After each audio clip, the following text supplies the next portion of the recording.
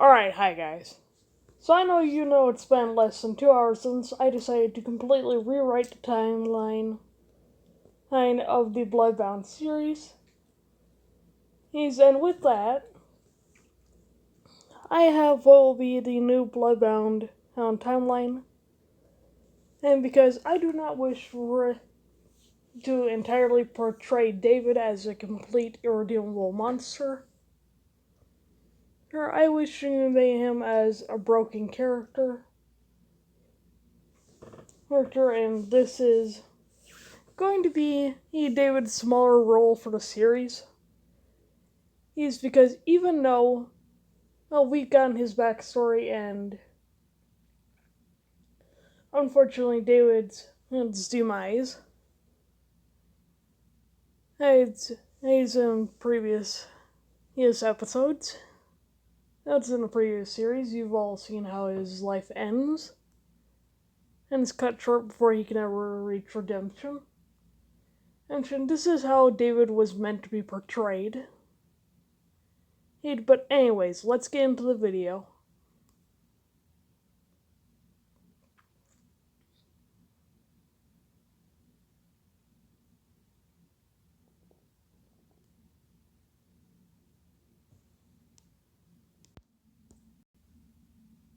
What if you die and I'm still here?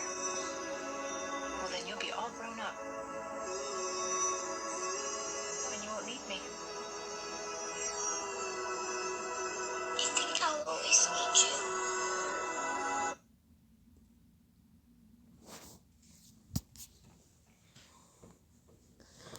Now, Emery has always been one of the more comforting characters. As well, she winds up in a situation that is not ideal. Her childhood was not something of a broken past, as she grew up and knew what a family was supposed to be. He's something happy, loving, and protective. If not currently the situation that she is in.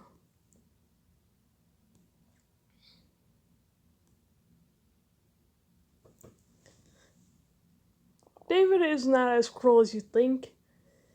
And he is just a heavily traumatized character, who will do anything to protect his children and from suffering Wyatt's fate. If you're unfamiliar with Wyatt, he is a character in David's backstory, who is David's older brother. Yes, David does in fact have 2 older siblings. And if you're unfamiliar with this, please, I invite you to go back and watch both backstories. But anyways, let's continue on.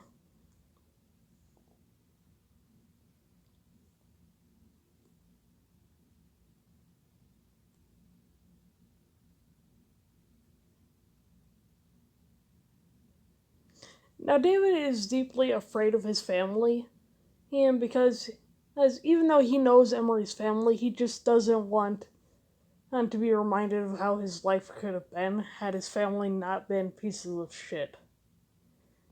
And so even though this is not personally anything against them, David does not want to be near this dynamic, or even his family for that matter.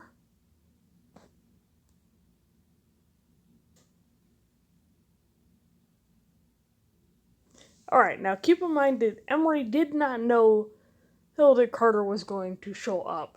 She was unaware. Brother just popped up at David's door one day. Hey, so she had no freaking clue that he was coming over.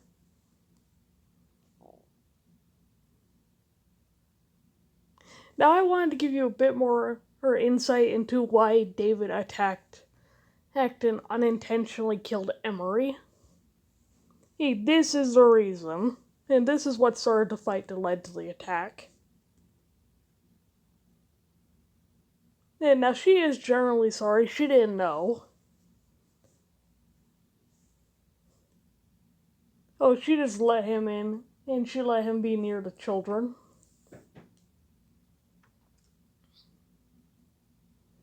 Now, Carter presents himself as somebody who's generally polite, not harmful, well, almost charming to a certain degree if you do not know this man. Yeah, but David's its entire look of shock is because he's trying to figure out how this brother knows where the hell he lived, how his father managed to get here, or if Emery didn't give him the address. It's because his kids have never met him before, or they have no reason to know about him.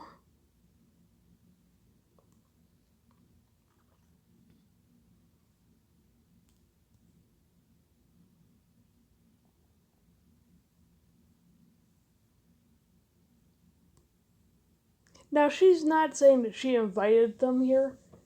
She was explaining the reason to why she let him into the house to begin with. And David does not give her a chance to tell him this. It's him going into immediate fight or flight mode, and it's just like, no, you've made yourself a threat. You've let a threat into my home.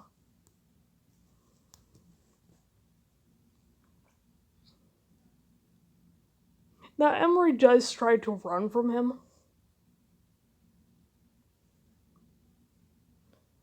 And when he attacks her, he literally shouts why.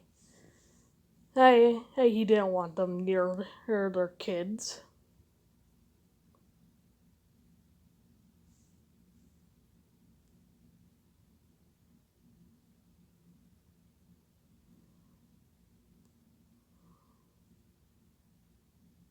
David was not fully aware that he unintentionally killed Emery.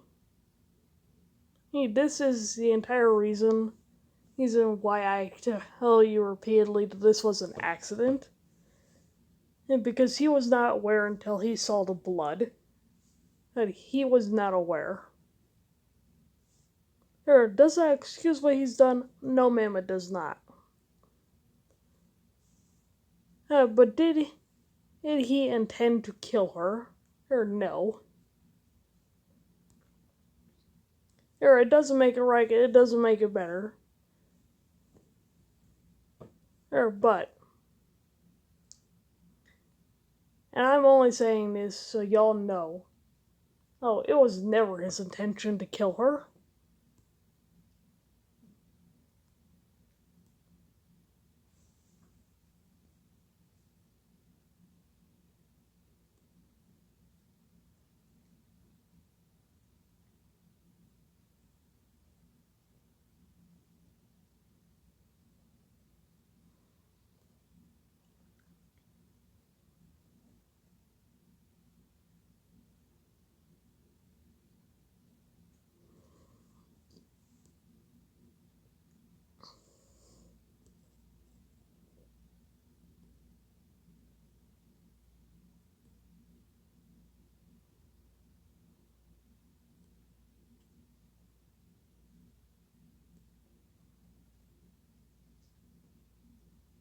This will be all for today's video. But I do hope you've enjoyed the slight rewrite to the timeline. And yes, there will be more rewrites to the timeline as we go. That is the entire reason why I just deleted a bunch of videos. But anyways, I hope you enjoyed the video. Bye, guys.